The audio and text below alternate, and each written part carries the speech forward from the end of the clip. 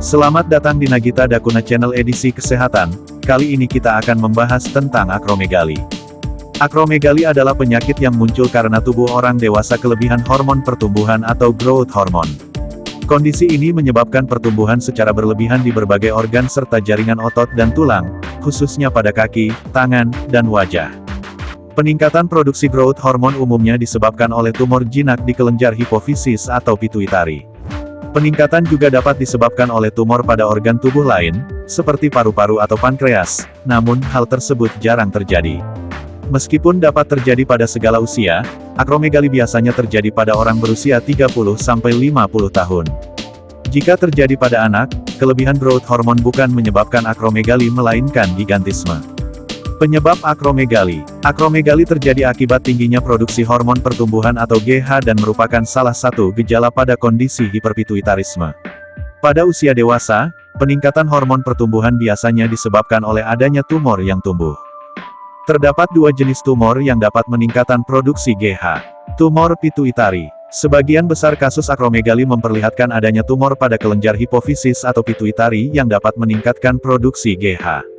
Kelenjar hipofisis terletak di bagian bawah otak dan berfungsi memproduksi berbagai hormon penting bagi tubuh, salah satunya adalah growth hormone.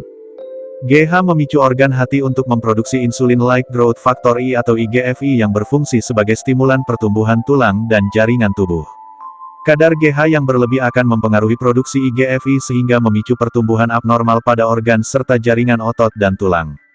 Tumor non-pituitari. Tumor yang muncul pada bagian tubuh lain, seperti paru-paru, pankreas, dan otak, juga dapat meningkatkan produksi GH.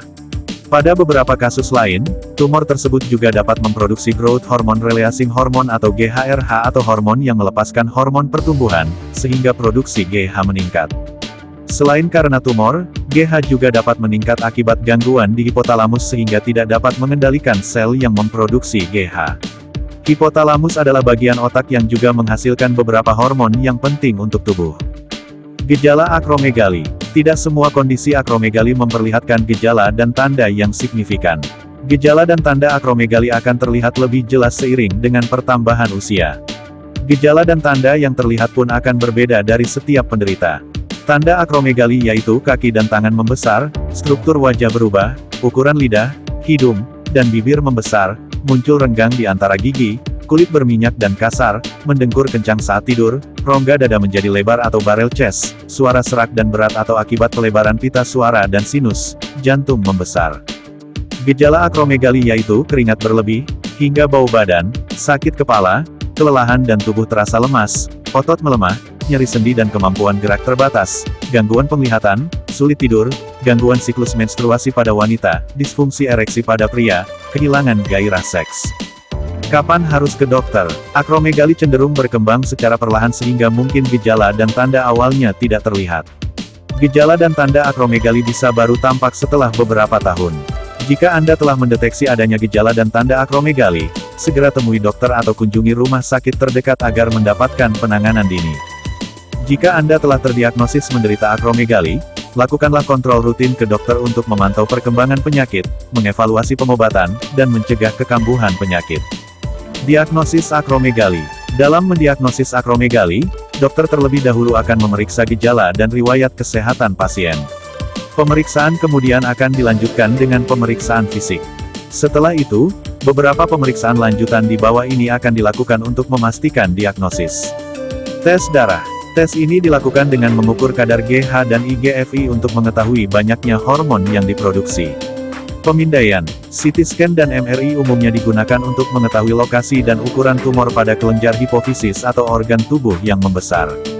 Foto ronsen juga dapat dilakukan untuk memeriksa kepadatan dan ukuran tulang. Pengobatan akromegali. Jenis pengobatan akromegali ditentukan berdasarkan penyebabnya. Pengobatan difokuskan untuk mengurangi tingkat keparahan gejala, mengatur kadar hormon pertumbuhan berlebih, dan mengatasi gangguan di kelenjar hipofisis. Berikut ini adalah 3 metode pengobatan yang dapat digunakan oleh dokter untuk mengatasi akromegali. Obat-obatan. Obat-obatan berikut ini dapat digunakan untuk pengobatan pendukung setelah operasi, atau jika operasi tidak dapat dilakukan. Dopamin agonis. Obat ini berfungsi untuk menekan produksi GH dan IGHI. Contoh obat ini adalah bromokriptin. Analog somatostatin. Obat-obatan seperti okreotid digunakan untuk mengontrol produksi dan aliran hormon pertumbuhan, serta mengecilkan ukuran tumor. Antagonis hormon pertumbuhan. Obat ini berfungsi untuk memblokir efek hormon pertumbuhan pada jaringan tubuh. Salah satu contoh obat antagonis hormon pertumbuhan adalah pegvisoman.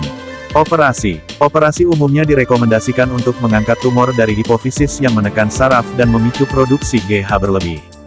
Operasi menggunakan teknik endoskopi yang masuk melalui hidung atau bibir atas untuk mengangkat tumor yang ada.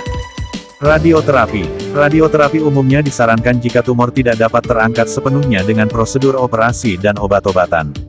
Terapi ini berfungsi untuk menghancurkan sel tumor yang masih tersisa dan menekan kadar hormon pertumbuhan secara perlahan. Komplikasi akromegali yaitu sindrom lorong kapal atau carpal tunnel syndrome, sleep apnea, yang dapat menutup saluran pernapasan, osteoartritis atau radang sendi, keguguran pada wanita hamil, hipertensi, diabetes, penyakit jantung, terutama kardiomiopati, penyakit tiroid, hipopituitarisme, pertumbuhan polip di usus besar, pertumbuhan tumor jinak di rahim, penekanan pada saraf tulang belakang, kebutaan. Salam sehat, sampai jumpa di video selanjutnya. Terima kasih.